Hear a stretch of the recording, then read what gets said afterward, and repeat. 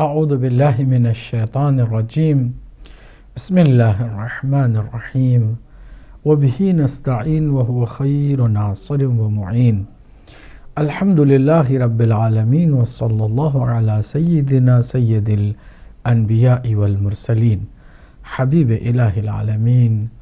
ابی الزہراء محمد واہل بیتہ الطیبین الطاہرین المعصومین اما بعد قال اللہ الحکیم فی کتابہ الکریم بسم اللہ الرحمن الرحیم فبشر عباد الذین یستمعون القول فیتبعون احسنہ اولئک الذین ہداہم اللہ واولئک ہم اولو الالباب صدق اللہ العلی العظیم۔ اللہ سبحانہ وتعالی نے ارشاد فرمایا ہے سورہ زمر کی آیت نمبر 18 میں کہ اے حبیب میرے ان بندوں کو خوشخبری سنا دو کہ جو ہر ایک کی بات سنتے ہیں مگر بہتر کی اتباع کرتے ہیں، احسن کی اتباع کرتے ہیں، اور اگر ایسا کرتے ہیں تو یقیناً وہی ہدایت پانے والے ہیں اور وہی صاحب خرد، صاحب عقل و شعور بھی ہے، سمجھدار بھی وہی ہیں۔ یقیناً اللہ سبحانہ وتعالیٰ کے اس کلام میں ایسی سچائی ہے کہ قیامت تک کوئی بھی اسے جھٹلا نہیں سکتا ہے۔ ناظرین، پروگرام مذہب حقہ میں ہم آپ کا استقبال کرتے ہیں سلام محبت و عقیدت پیش کرنے کے ساتھ ساتھ کہ آج کا یہ ہمارا پروگرام کچھ خصوصی میسیج کے ساتھ ہے، اور وہ یہ ہے کہ ہم نے لگاتار کوشش یہ کی ہے کہ حق بات کو دلائل کی روشنی میں آپ کی خدمت میں رکھی جائے اور آپ سے کہا جائے کہ جیسے قرآن مجید فرماتا ہے کہ فَيَتَّبِعُونَ أَحْسَنَ، بہتر کی اتباع کرتے ہیں۔ تو گزارش آپ سے بھی یہی ہے کہ ہر کسی کو اپنی قبر میں تنہا جانا ہے، کوئی بھی اس دنیا میں یہ کہہ کر کے غافل اور بے خبر نہیں رہ سکتا کہ جو جس مسلک میں ہے صحیح ہے، ہمیں کسی طرح کی کوئی تحقیق کی ضرورت نہیں ہے، بہتر کی ہمیں تلاش کرنے کی ضرورت نہیں ہے۔ ایسی غفلت ہمیں دنیا اور آخرت دونوں میں ذلیل کر کے چھوڑے گی، ہلاکت، تباہی اور اللہ سبحانہ وتعالیٰ کے عذاب کا ہمیں حقدار بنا دے گی۔ اس لیے ہمیں بے خبر، لاپرواہ اور غافل ہونے کے بجائے آنکھوں کو کھولنا ہوگا، عقل و خرد سے کام لینا ہوگا، اور جب خطرہ بھی 72 میں 73 میں ایک کے ساتھ نجات اور باقی کے ساتھ ہلاکت ہے تو عظیم ہے، خطرہ بھی بہت عظیم ہے۔ اب ایسی صورت میں ہر مسلمان مرد و زن کو چاہیے کہ اس بہتر مذہب کی تلاش میں نکلے کہ جو حق بجانب ہو، پیور ہو، خالص ہو، جس میں کسی طرح کی ملاوٹ نہ آئی ہو، اور جس کے اندر استقامت ہو، جس کی اپنی پہچان ہو، جس کا اپنا ایک تشخص ہو، اپنا ایک دنیا اور آخرت میں مکمل پروگرام ہو اور پلان ہو، کسی طرح کی کوئی کمی نہ پائی جاتی ہو۔ ناظرین اور ناظرات، جہاں ہر مسلک کا آدمی اپنے ہی مسلک کو درست سمجھتا ہے، وہیں ہم مذہب اہل بیت اطہار علیہم السلام کے ماننے اور عمل کرنے والے بھی دعویٰ کرتے ہیں کہ اس وقت امت مسلمہ کی نجات کا واحد ذریعہ قرآن شریف اور اہل بیت اطہار ہیں، اور کوئی نہیں۔ سرکار دو عالم صلی اللہ علیہ وآلہ وسلم نے بھی انہی دو عظیم چیزوں سے تمسک کا حکم دیا تھا، اور وہ بھی صحابہ کرام کو سب سے پہلے خطاب فرمایا تھا کہ میرے صحابیوں، انی تارکن فیکم الثقلین، میں تمہارے درمیان، تم صحابہ کے درمیان دو چیزیں چھوڑ کے جا رہا ہوں، کتاب اللہ و عطرتی اہل بیتی، ایک اللہ کی کتاب، دوسری میری عطرت، میرے اہل بیت۔ ما ان تمسکتم بہما لن تضلوا بعدی، جب تک ان دو سے تمسک رکھو گے میرے بعد کبھی گمراہ نہیں ہوگے، اور جب بھی تمسک کمزور پڑ جائے یا ادھورا رہ جائے تو یقیناً گمراہی کے دہانے میں ہم پہنچ جائیں گے اور ہمارا یقیناً انجام برا ہوگا۔ ناظرین و ناظرات، آج خوش قسمتی کی بات تھی کہ ایک پروگرام میں مدعو تھے، برمنگھم سینٹرل ماسک نے جس کا اہتمام کیا تھا، مختلف مکاتب فکری کے علماء کو بلایا تھا، اس میں ہمیں بھی انہوں نے دعوت دی تھی، ہم گئے اور ہم نے بہرحال یہ محسوس کیا کہ آہستہ آہستہ امت مسلمہ میں سمجھداری کو رواج ملنے لگا ہے، رواداری کو موقع ملنے لگا ہے، ایک دوسرے کے قریب آنے کی تمنا پیدا ہونے لگی ہے۔ جہاں دہشت گردوں کی کارروائیوں سے جانوں کا لگاتار نقصان ہو رہا ہے، وہیں ایک فائدہ ضمنی طور پر یہ ہو رہا ہے کہ دنیا میں جتنے مسلمان ہیں ان کی آنکھیں کھل رہی ہیں، سمجھ ان کی سمجھ میں بھی یہ بات آ رہی ہے کہ اب معاملہ مسلکوں سے بالاتر ہو گیا ہے، یہ کوئی مسئلہ شیعہ سنی کا نہیں ہے، یہ سارے کے سارے شیعوں کو ٹارگٹ کر رہے ہیں، اس کے پیچھے کوئی بات ہے، کوئی اہم راز ہے، ان فتنوں کے پیچھے کوئی تو مقصد ہے۔ آہستہ آہستہ اب دنیا سمیٹ کر حسینیت اور یزیدیت کو دو الگ الگ خیموں میں دیکھنے لگی ہے۔ اس پروگرام میں دہشت گردی کی سخت مذمت سب نے کی، اور سارے مکاتب فکری کے علماء نے اس بات پر زور دیا کہ شیعہ بھی مسلمان ہیں، سنی بھی مسلمان ہیں، سنی اور شیعہ کے درمیان میں کوئی اختلاف نہیں ہے، یہ تو خارجی اور ناصبی فتنہ انگیز فسادی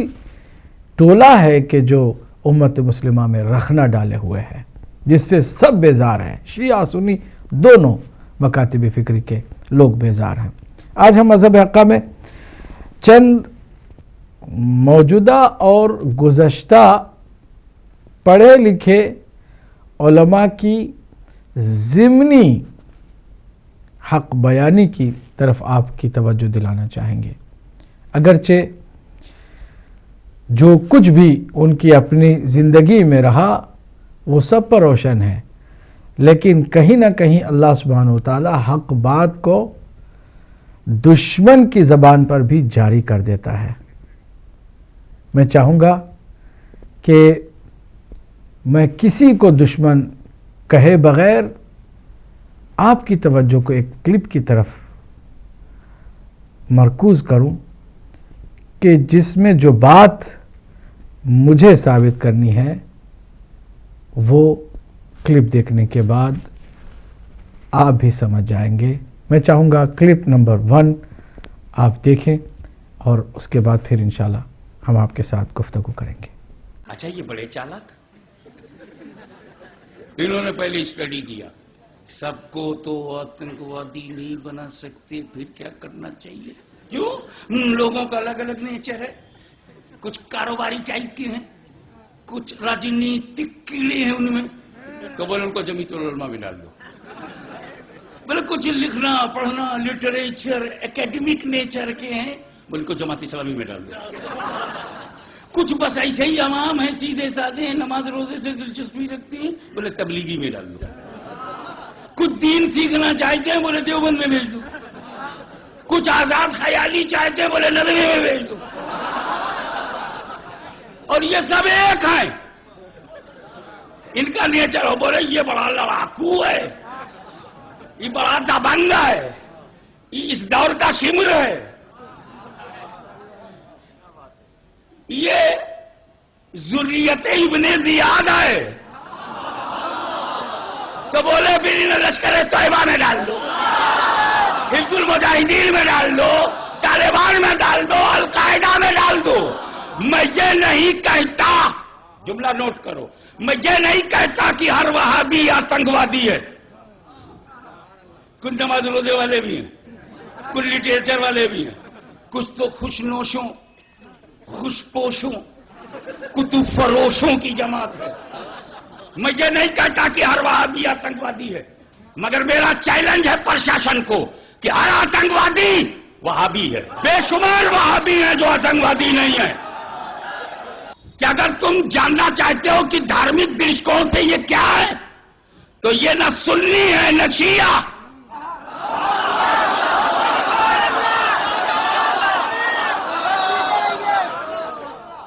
بیچارہ سنی اپنی پہچان جب کھو دیتا ہے تو دوسرے بے ایمان بھی سنی بن جاتے ہیں. شیعوں نے اپنی پہچان باقی رکھی, ان کی ہمت نہیں کہ شیعہ جماعت میں جائیں, ان کی ہمت نہیں کہ شیعہ کی مسجد میں جائیں. بس ایک غریب سنی ہے, مسجد میں گھسے جا رہے ہیں.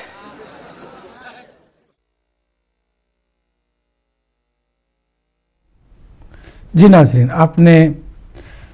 اس مشہور و معروف عالم دین کی بات سنی. اس میں بہت ساری سچائیاں تھیں. ایک سچائی یہ کہ واقعاً معاملہ شیعہ سنی کا نہیں ہے, کہیں بھی نہیں ہے. یہ جتنی بھی دہشت گردی نظر آتی ہے, ایکسٹریمزم, ریڈیکلزم, ہیٹریٹ, دوسروں کو کافر کہنا, تکفیریت, یہ ساری کی ساری ایک ایسی آفت و مصیبت ہے جو فتنے کا رنگ لے چکی ہے. خارجیت, ناصبیت, سلفیت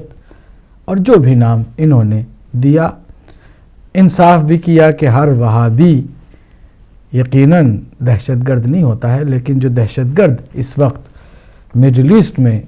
سرگرم عمل ہیں وہ اپنے آپ کو سلفی اور وہابی ہی کہتے ہیں. میں آپ کی خدمت میں ایک اور حقیقت کی طرف بھی متوجہ آپ کو کرنا چاہوں گا, اور وہ یہ ہے کہ یہاں پر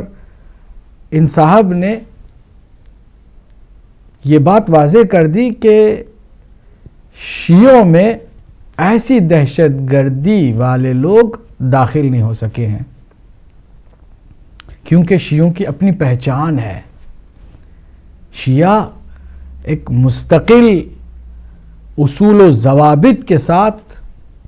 مضبوط ضابطۂ حیات کو لے کر اپنی دنیا اور آخرت کو سنوارنے لگے ہیں. یہ ان کے جملے تو نہیں, لیکن جو انہوں نے کہا کہ شیعوں کی اپنی پہچان ہے. پھر اس کے بعد جو انہوں نے فرمایا کہ اسی لیے یہ جو غلط سوچ ہے وہ شیعوں کی مسجدوں میں جا نہیں سکتی ہے, ان کی جماعت میں جا نہیں سکتی ہے. سنیوں میں البتہ گنجائش بہت زیادہ ہے.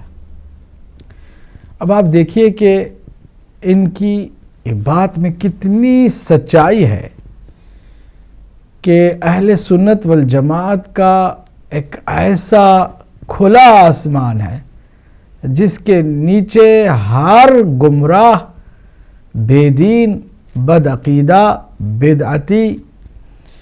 خونخوار, سلفی اور نہ جانے کیا کیا سوچ رکھنے والا سب آ جاتے ہیں اس آسمان کے نیچے, اور ہر کوئی سنی نام کو استعمال کرتا ہے اور ہر کوئی کہتا ہے کہ ہم اہل سنت ہیں. بعض لوگوں نے تو جب ان سے پوچھا گیا کہ جو عیسائی ہیں یا یہودی ہیں کہ بھئی آپ بار بار سنی شیعہ کیوں کہتے ہیں، تو انہوں نے جواب میں یہی کہا کہ جو شیعہ نہیں ہیں اور مسلمان ہیں وہ سارے کے سارے سنی ہی کہلاتے ہیں، چاہے ان کا اندرونی معاملات میں کوئی اور عقیدہ ہی کیوں نہ ہو۔ لیکن چونکہ امبریلا اتنا بڑا ہے، اس آسمان کے نیچے ہر کوئی آ جاتا ہے اور ہر کوئی دعویٰ کرتا ہے کہ اہل سنت والجماعت ہے۔ ہماری کوشش یہ ہے کہ جیسے کہ انہوں نے اس بات کو واضح کیا کہ معاملہ سنی شیعوں کا نہیں ہے، وہاں بھی نہ سنی ہوتے نہ شیعہ ہوتے ہیں، یہ وہ خاص ٹولہ ہے کہ جو بہرحال سنی جماعتوں میں گھسا ہوا ہے۔ جس طرح سے انہوں نے کوشش کی ہے کہ اپنی عوام کو، کیونکہ اس میں آپ دیکھ رہے ہیں بینر صاف پتہ چل رہا تھا کہ اس بینر سے وہ اپنے اہل سنت کے لوگوں سے ہی خطاب کر رہے تھے، جیسے ان کی کوشش ہے کہ اپنے لوگوں کو حقیقت بتائیں کہ وقت اب یہ نہیں ہے کہ شیعوں کے بارے میں برا بھلا کہا جائے، بلکہ شیعہ سنی کو ایک ہو کر اس خارجی یزیدی ٹولے کے مقابل میں کھڑے ہونا ہے کہ جو دہشت گردی پھیلا کر کے نام اسلام کا اور مسلمانوں کا بدنام کر رہا ہے۔ ہر کوئی یہ کوشش کرے۔ مذہب حقہ کا آج کے اس پروگرام میں پیغام بھی یہی ہے۔ دیکھیے، حقیقت چاہے کتنی ہی تلخ ہو، اگر آج اس دور میں دہشت گردی کے مقابل میں کوئی سیسا پلائی ہوئی دیوار کی طرح ڈٹ جاتا ہے تو وہ شیعہ ہے۔ آپ کو ماننا پڑے گا، دیکھنا پڑے گا، اور یہی وجہ ہے کہ لوگ جو کسی حد تک غیر شیعی فکر رکھتے ہوئے بھی سمجھنے لگے ہیں کہ شیعوں میں کچھ دم ہے اور کچھ ایسی خاص بات ہے کہ اب ہر کسی کو دیکھنا ہوگا۔ میں چاہوں گا کہ کلپ نمبر 2 کا بھی آپ مشاہدہ فرمائیں، پھر انشاءاللہ آپ سے ہم اس پر بھی بات کریں گے۔ Clip number 2 please. Allah Khomeini صاحب نے کہ انہوں نے یہ ایران کے شیعوں کو باور کرایا کہ بھائی جب آئیں گے حضرت مہدی آ جائیں گے، لیکن ہم اب ہاتھ پر ہاتھ رکھ کر بیٹھے رہیں، باقی کو چیلنج بھی نہ کریں، ایسا ہموار کیا جائے۔ تو یہ ان کی بڑی عظمت ہے آیت اللہ خمینی صاحب کی کہ اہل تشیع ایران کے جو ہے ان سے انہوں نے یہ بات منوا لی کہ ہم بالکل انرٹ نہیں بیٹھے رہیں گے، بلکہ اب انہیں نائب امام قرار دے کر اور ولایت فقیہ کے فلسفے کے حوالے سے، یہ 2 چیزیں ان کی جو ہے بنیادی فلسفے کی ہیں، وہ اس وقت میرا موضوع نہیں ہے، انہوں نے عوام کو ایسا کھڑا کیا ہے کہ 20,000 سے لے کر 30,000 کے درمیان انسانوں نے جانے دی، عورتوں کے جلوس نکلے، شیرخوار بچہ گود میں ہے عورت کے اور گولی کھا رہی ہے اور مر رہی ہے، گر رہی ہے۔ وہ چیز زندگی کتنی عظیم ہوتی ہے، اور شیرخوار بچے کے لیے ماں کی جو زندگی ہے، اس ماں کو اپنی زندگی کتنی عزیز تر ہوگی کہ اپنے لیے نہیں تو اس بچے کے لیے مجھے جینا ہے، لیکن نہیں، گولیاں کھائیں گریے۔ یہ جذبہ انہی میں ہے۔ واقعہ یہ ہے کہ اہل سنت کے اندر یہ جذبہ نہ ہونے کے برابر ہے، جو میں واشیاف الفاظ میں کہہ رہا ہوں۔ پورے عالم اسلام میں صرف شیعہ ایران ایسا نکلا ہے کہ جس نے بادشاہت کا خاتمہ کیا۔ باقی سعودی عرب میں بادشاہت بیٹھی ہوئی ہے، ڈٹ کر بیٹھی ہوئی، اربوں ڈالر کا ایک ایک محل بنتا ہے ان بادشاہوں کا، اربوں ڈالر کا ایک ایک محل بنتا ہے ان بادشاہوں کا، اربوں ڈالر کا ایک ایک محل بنتا ہے ان بادشاہوں کا، اور سنی سن ہے، سن، اور سنی سن ہے، سن، اور سنی سن ہے، سن، کوئی حرکت نہیں۔ وہ تو اب جو حرکت ہو رہی ہے وہ اینٹی امریکن حرکت ہے جو ہو رہی ہے، وہ در حقیقت میں مسئلہ بالکل دوسرا ہے جو اس وقت ہو رہا ہے، لیکن یہ کہ عالم اسلام میں کوئی تحریک ایسے نہیں اٹھی۔ یہ اہل تشیع میں ہے، جو بالکل استثنائی بات ہے کہ انہوں نے جو ہے ایک ایسا بادشاہ جس کو کہا جاتا تھا کہ اس کا جو اسلحہ خانہ ہے وہ ایشیا میں سب سے بڑا اسلحہ خانہ ہے، جو 2500 سالہ پرانی جو ایک عظمت تھی ایران کی، اس کو دوبارہ تازہ اور زندہ کرنا چاہتا تھا۔ 2500 سالہ برسی اس نے بنائی تھی، اس کے لیے ایک شہر آباد کیا تھا کہ خسرو یا سائرس یا ذوالقرنین قرآن مجید کی اصطلاح میں اس کی یادگار بنائی تھی، اور وہ سوچ رہا تھا کہ وہی عظمت دوبارہ ایران کی ہوگی جو کیخسرو کے زمانے میں تھی، جس کا قرآن مجید میں سورہ کہف کے اندر ذکر ہے، مشرقی فتوحات، مغربی فتوحات، شمالی فتوحات۔ تو وہ بادشاہ ہے، اس کو بھاگنا پڑا وہاں قربانی کی وجہ سے۔ تو یہ جو ہے واقعہ کربلا نے، اس میں کوئی شک نہیں ہے کہ ایک ایسی مشعل روشن کی ہے جس کو کہ ہر شخص کو دیکھنا چاہیے۔ تو یہ جو ہے واقعہ کربلا نے، اس میں کوئی شک نہیں ہے کہ ایک ایسی مشعل روشن کی ہے جس کو کہ ہر شخص کو دیکھنا چاہیے۔ تو یہ جو ہے واقعہ کربلا نے، اس میں کوئی شک نہیں ہے کہ ایک ایسی مشعل روشن کی ہے جس کو کہ ہر شخص کو دیکھنا چاہیے۔ یہ بھی انسان، جیسے کہ اقبال نے ایک شعر کہا تھا غالب کے لیے، فکر انسان پر تیری ہستی سے یہ روشن ہوا ہے، پرے برغ تخیل کی رسائی تاک ہو جا۔ تو فکر انسان پر حضرت حسین کی قربانی سے یہ واضح ہوا ہے کہ انسان کس حد تک جا سکتا ہے قربانی دینے کے لیے اپنے کسی مقصد کے لیے۔ مقصد ان کا جو تھا، میں نے اسی لیے آیت پڑھی تھی، معاذ اللہ ثم معاذ اللہ۔ میں ایک آخری بات جو کہہ رہا ہوں وہ نوٹ کر لیجئے، ایک خاص انتہائی نقطۂ نظر کے عام کیے جانے کی وجہ سے سنیوں میں بھی ایک انتہائی رد عمل پیدا ہوا ہے، ایکسٹریم رائٹسٹ سنیز۔ جی ناظرین، آپ نے مشاہدہ فرمایا، اگرچہ یہ کلپ بہت پرانی ہے اور یہ صاحب اب دنیا میں بھی نہیں ہے، لیکن حقیقت زبان پر آ ہی جاتی ہے۔ اللہ سبحانہ وتعالیٰ کا یہ وعدہ ہے کہ دشمنی چاہے کسی بھی حد تک پہنچ جائے حق سے اور حقیقت سے، لیکن اللہ سبحانہ وتعالیٰ